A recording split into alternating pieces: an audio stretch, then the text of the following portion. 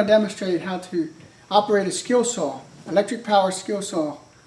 Here at White Horse Construction, we like to, first thing, you want to wear glasses when you cut. So just put them on right away, so that's done. Here is the our most commonly used saw. It's electric powered. So while it's still in the unplugged position, I'm going to check the blade. I'm going to check the moving parts. You always want to use a sharp blade. They cut better. A dull blade causes more accidents and injuries. A sharp blade cuts better, does the job better. So you can check it for tightness. You can check this. But while I'm here, you just remember to never wedge your guard in the open position. Keep it in a flexible condition.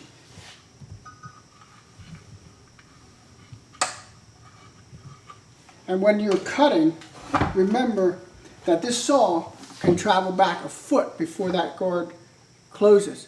So be sure to keep the body parts away from behind the saw. So I'm going to plug this in, and I'll bring my cord around, and I'm going to cut the piece in a way that it falls away from me. And I'll show you that in a little bit. Anytime you make adjustments to the blade, change the blade, you always want to unplug it. So I'm here, I'm going to adjust it to get a deeper cut. Slide that, tighten this again. This is how you adjust it. This is where you change your angles on the saw. You can now slide it. And this is where you tighten that.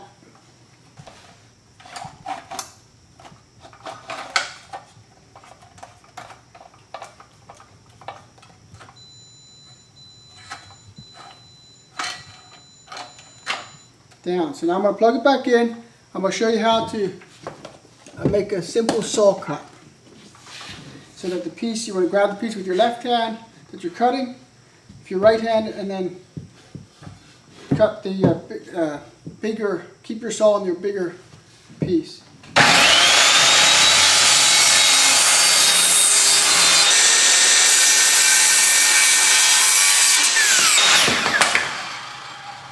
Like that. So what you don't want to do, what you want to remember is not to put it in a binding position. Get a position where you cut like this, where there's pressure on both pieces. It would bind the saw and possibly kick back. And you never want to cut towards you like this. So you always want to be cutting away from you.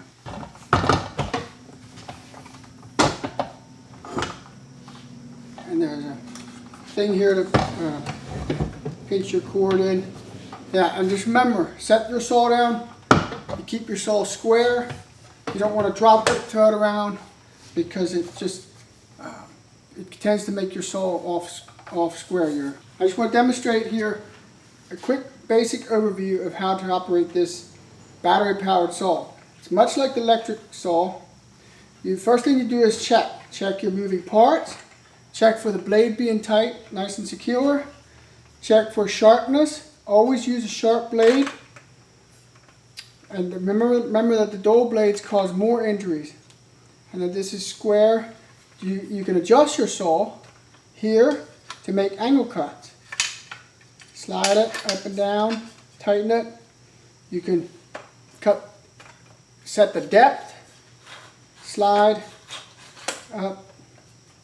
So once you get your correct depth, correct angle, then you're ready to put in the power. Here I have a 60-volt battery. You slide that in, nice and secure. You hit this button on the side, either this finger with your thumb. You can see that. And you take your piece and you cut, like, hold this secure.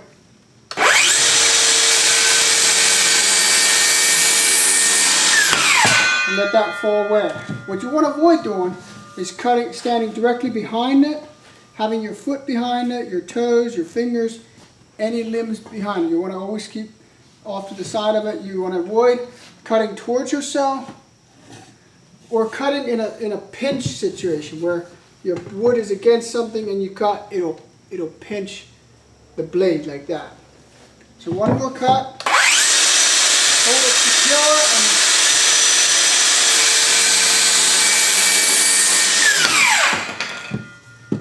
So there you go.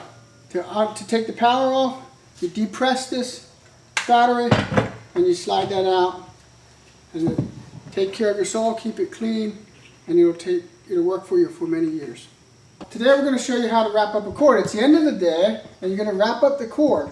So we start with the female end. You pick up the female end, and you just hang it down, the loop, hang that down halfway, and then pick up the cord, roll it around, and just repeat. And you kind of keep it the same length, so it's organized and neat. You just keep going to make sure it's not all twisted up. Because what happens, it can twist up, and I'll show you that in a minute. I'll walk through this here with you.